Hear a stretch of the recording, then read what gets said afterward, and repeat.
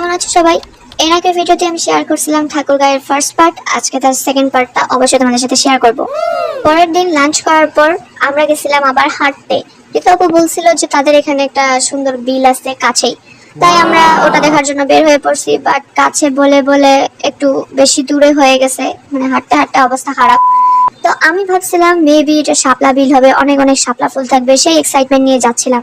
কিন্তু যাই দেখি এটা তো মৎস্য বিল, মাছের চাষের জন্য বিল। বাট কোনো ব্যাপার না, ভিউজটা অনেক অনেক সুন্দর ছিল। আমরা এটাই অনেক এনজয় করছি অবশ্য, চারজন মিলে একসাথে গল্প করতে করতে আর সুন্দর ভিউজ এনজয় করা। ভিউজ এনজয় করতে করতে আঙ্কেল ফোন দিয়ে বলে যে তাদের এলাকায় ফুটবল টুর্নামেন্ট হচ্ছে এন্ড আঙ্কেল হচ্ছে ওখানকার জাজ। তো আমরাও যেন সেখানে একটু যাই যেন একটু এনজয় করি। আমরা টই টই টই টই করে চলে গেলাম ফুটবল খেলা দেখতে। ও মা, যাই তো দেখি পুরো এলাহি কাণ্ড। এখানে টিম শিউলি ভার্সেস টিম টগরের খেলা হচ্ছিল, আর আমরা দুই টিমেরই সাপোর্টে ছিলাম। যে টিম জিতবে সেই টিমেরই আমরা সাপোর্ট করব। আমাদেরকে খুশি করে দিয়ে দুই টিমেরই স্কোর হয় 0-0। শেষ হওয়ার পর আমরা একটু আশেপাশে ঘোরাঘুরি করে সবকিছু একটু দেখতেছিলাম। এত সব ঘোরাঘুরির পর আর হাঁটাহাঁটির পর যদি এক কাপ চা না খাওয়া হয় তাহলে কেমন হয়, তাই আমরা সবাই একসাথে চা খাইছিলাম।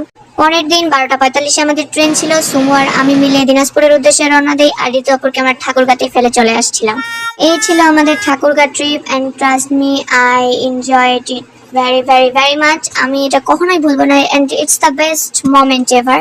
আজকে এই পর্যন্তই, টাটা, আল্লাহ হাফেজ।